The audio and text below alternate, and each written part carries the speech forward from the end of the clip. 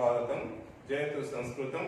CBSE Sanskrit वाला channel में सबका स्वागत है। बच्चों, हम संस्कृत में जब विषय प्रवेश करेंगे उससे पहले हमारा व्याकरण ज्ञान अच्छा हो जाना चाहिए। इसीलिए सारे कक्षाओं के लिए जो व्याकरण जरूरी है इसके ऊपर इस चैनल की तरफ से पहले ध्यान दिया जाता है। पहले हम जाएंगे संस्कृत वर्ण को देखेंगे। हम जानते हैं संस्कृत देव भाषा है, आदि भाषा है। पुराण में ऐसे चर्चा है, एक बार शिव जी खुद जो नृत्य करने में मग्न रहते हैं, यह होता है तांडव। इस तांडव नृत्य जब करते थे वो डमरूनाद करते थे। इस डमरूनाद से ही जो ध्वनि निकलता था, इस ध्वनि को पुराने पंडित लोग बोले हैं, इससे 14 ध्वनि निकलता था। ये 14 ध्वनि से ही 14 सूत्र निकलता हुआ था। ये 14 सूत्र को ही एक साथ लेके माहेश्वर सूत्र कहा जाता है। महेश्वर का सूत्र माहेश्वर सूत्र कहा जाता है। इस माहेश्वर सूत्र में संपूर्ण वर्णमाला निविष्ट है, ऐसा पुराण में चर्चा है, कहा गया है। ये 14 सूत्र क्या क्या हैं? पहले है अयोन, उसके बाद रुल्लु, इसके बाद एओम, उसके बाद अयोच। अयोन, रुल्लु, एओम, अयोच, ये जो 4 सूत्र हैं, पहला सूत्र का पहला वर्ण अ और चौथा सूत्र जो होता है अयोच, उसका च हलन, इसको लेके एक प्रत्याहार निकलता है अच। इसमें से सारे स्वर वर्ण जो हम इधर देखते हैं, वर्ण 2 भाग में विभक्त है, स्वर वर्ण और व्यंजन वर्ण। ये स्वर वर्ण अच प्रत्याहार में रह जाता है। उसके बाद पांचवा सूत्र जो होता है ये होता है हयवरट।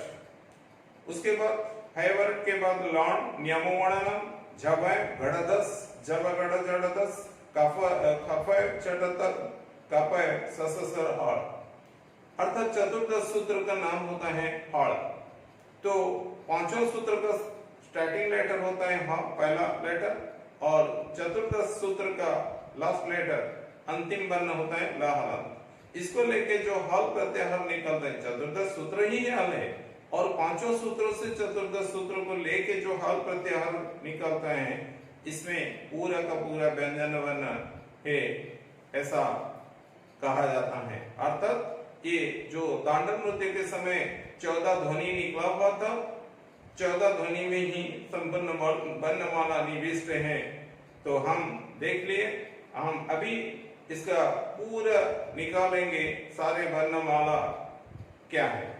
हम जानते हैं सर्वादि भाषा, आदि भाषा संस्कृत है। इसमें से हमारा जितना भी इंडियन या भारतीय भाषा है, सब वर्ण इसके आधार ऊपर ही है। ये फॉरेन लैंग्वेज इंग्लिश का 26 अल्फाबेट के अंदर हो जाता है, कोई बात नहीं। ये हम यहाँ इस तरफ नहीं जाएंगे। जितना है भारतीय भाषा है, सारे भारतीय भाषा संस्कृत भाषा के ऊपर पर्यवसित है, आधारित है। इसीलिए संस्कृत भाषा को सर्वभाषाणां जननी इति कथ्यते, अर्थात सारे भाषाओं का माता है। तो वर्ण पूरा 2 प्रकार का भेद में आता है, स्वर वर्ण और व्यंजन वर्ण।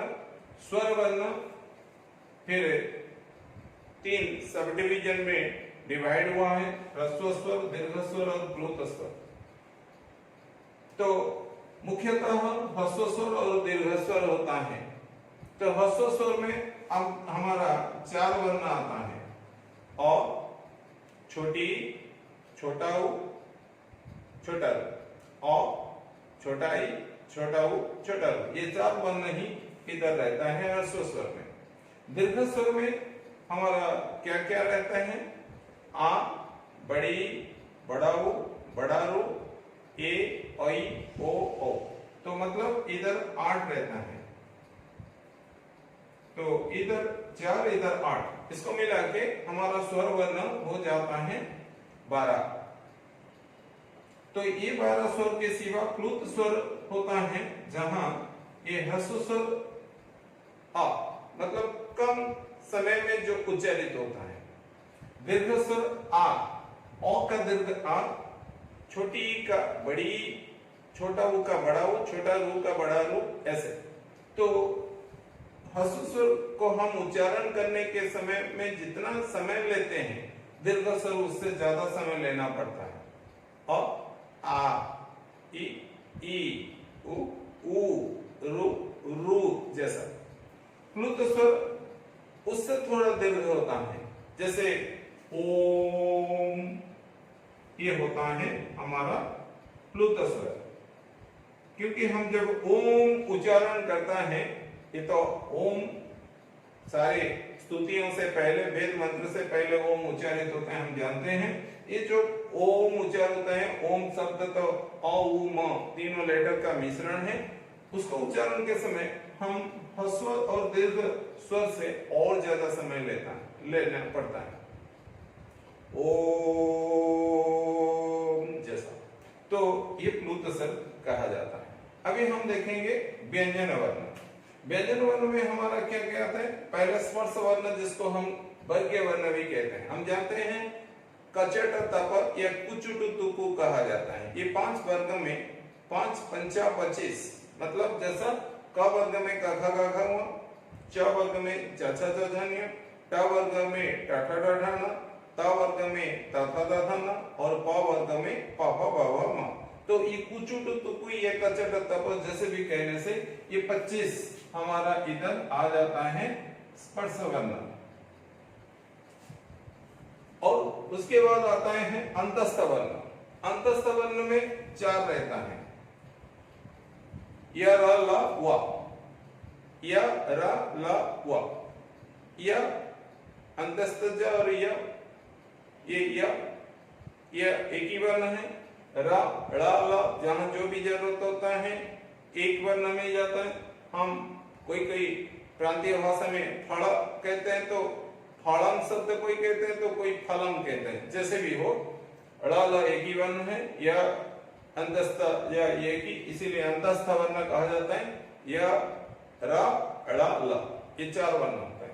इसके सिवा उष्मा वर्ण भी 4 है। क्या क्या है? 3 सा होता है, हम जानते हैं, तालवेश, मूर्धन्य, दंतेश, ये 3। उसके सिवा एक ह वर्ण होता है। ये 4 आता है हमारा उष्मा वर्ण।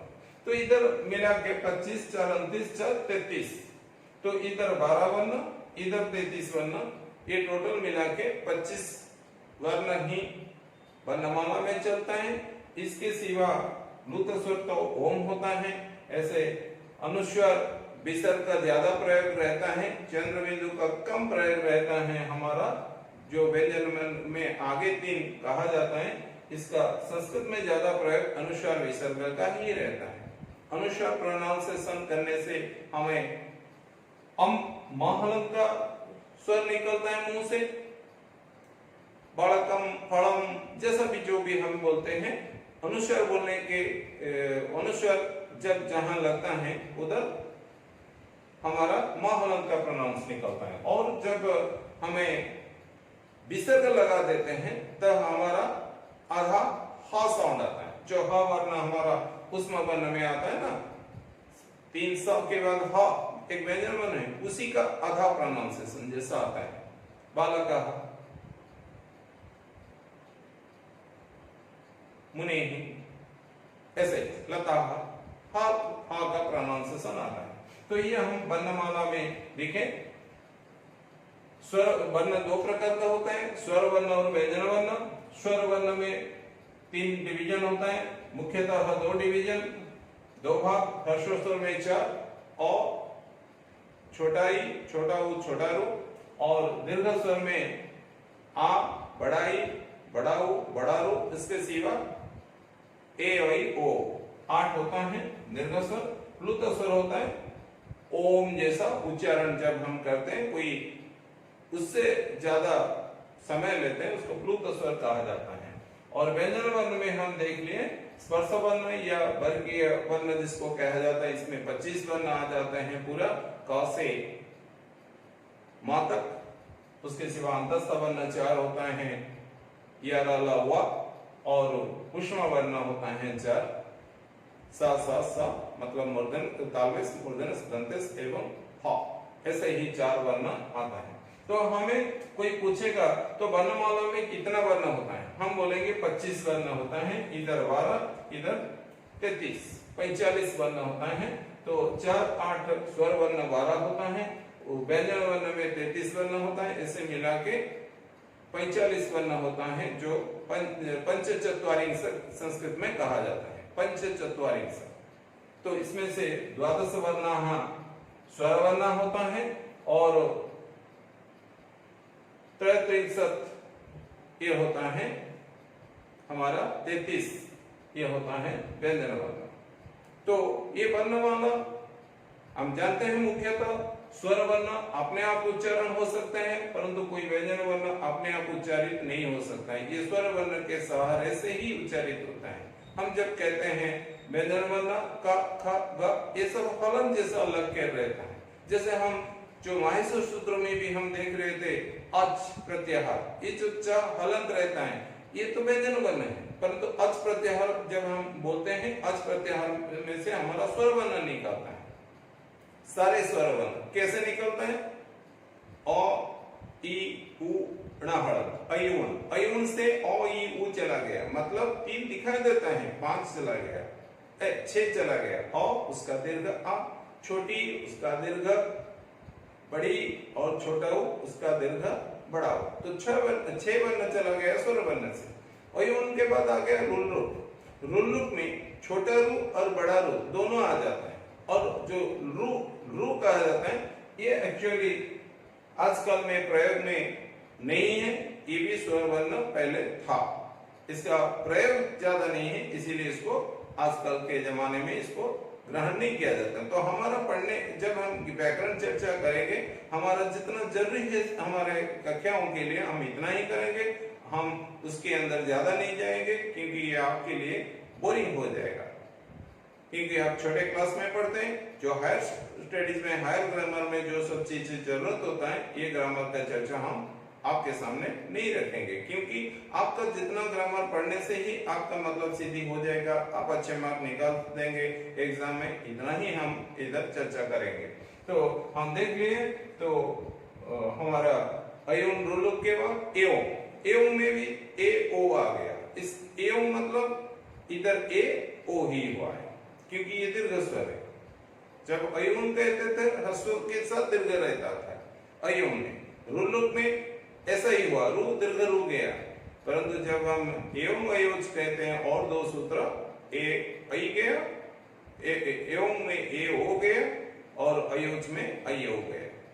इसके बाद हम जब हयवर्ण सूत्र से हड़ सूत्र तक प्रत्याहार हड़ लेते हैं, इसमें भी ऐसा ही है, लास्ट जो वर्ण होता है ना हलंत वाला, ये काउंट में नहीं आता है, इसका गिनती नहीं होता है, उसको ये कहा जाता है हलंत्यम, एक सूत्र के नाते कहा जाता है, इसका लोप हो जाता है, आदि रंतेन सहिता होके प्रत्याहार निकलता है। एक सूत्र का पहला वर्ण और दूसरे सूत्र का अंतिम वर्णों को लेके आदि रंतेन सहिता एक सूत्र है, इसके नाते हम क्या निकालते हैं प्रत्याहार। जैसे अच प्रत्याहार कहा जाता है स्वर वर्ण के लिए, हड़ प्रत्याहार कहा जाता है व्यंजन वर्णों के लिए। तो ऐसा ही हम इतना ही ज्ञान रखेंगे, हमारा 12 होता है स्वर वर्ण और 33 होता है हमारा व्यंजन वर्ण। आगे क्लास में अगले अध्याय में हम ये वर्णों का उच्चारण स्थान के ऊपर गौर से सोचेंगे, कौन सा वर्ण हमारा वोकल कॉर्ड में से कौन सा स्थान को लेके उच्चारित होता है, मतलब वर्णों का उच्चारण स्थान। आज के लिए इतना ही, हम थोड़ा थोड़ा पढ़ेंगे, थोड़ा थोड़ा याद रखेंगे, तो जैसा slow and steady wins the race कहा गया है, ऐसे ही हम धीरे धीरे थोड़ा थोड़ा कोशिश करने से हमें आगे जाके सारा ग्रामर भी हजम कर लेंगे।